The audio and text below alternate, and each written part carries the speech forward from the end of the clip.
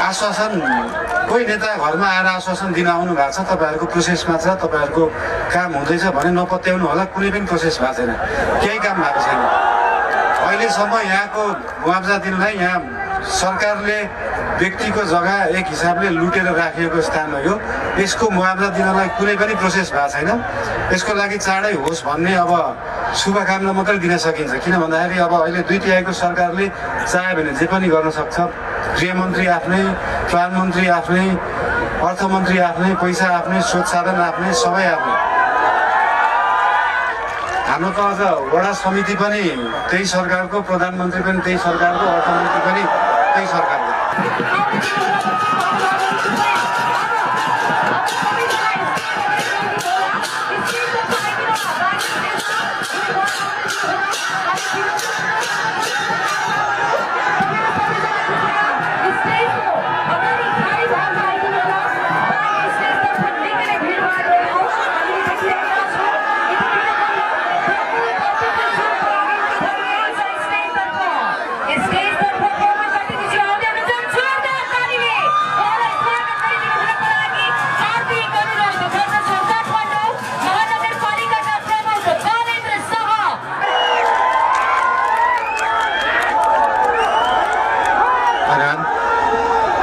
कार्यक्रमका अध्यक्षज्यू, काठमाडौँ महानगरपालिकाका उपप्रमुखज्यू, माननीय सांसदज्यू, वडा अध्यक्षज्यूहरू, वडा सदस्यज्यूहरू तथा यस्तो चर्को घाममा उपस्थित सम्पूर्णलाई मेरो नमस्कार।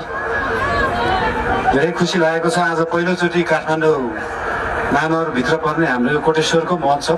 कोटेश्वरमा बजारहरू धेरै छन्, पसलहरू धेरै छन्, धेरै कुराहरू कोटेश्वरमा पाइन्छ। तर यसरी महोत्सव नै गरेर यहाँको विशेषताहरूलाई जनाउनलाई पहिलोचोटि गरिएकोमा यहाँहरू सबैलाई शुभकामना दिन चाहन्छु यो कार्यक्रम आयोजना गर्नुभएकोमा।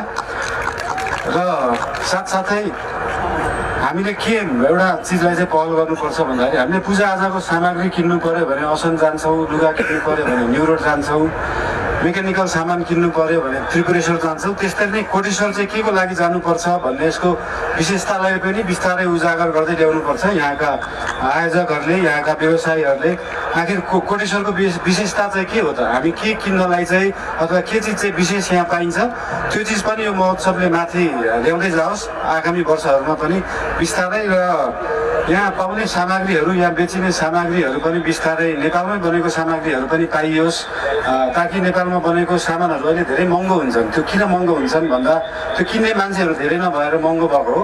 पसलहरूले सबै नेपालमा बनेको सामानहरू बिस्तारै प्रोत्साहन गर्दै लानुभयो भने त्यसको मूल्य पनि घट्दै जान्छ। र तपाईहरु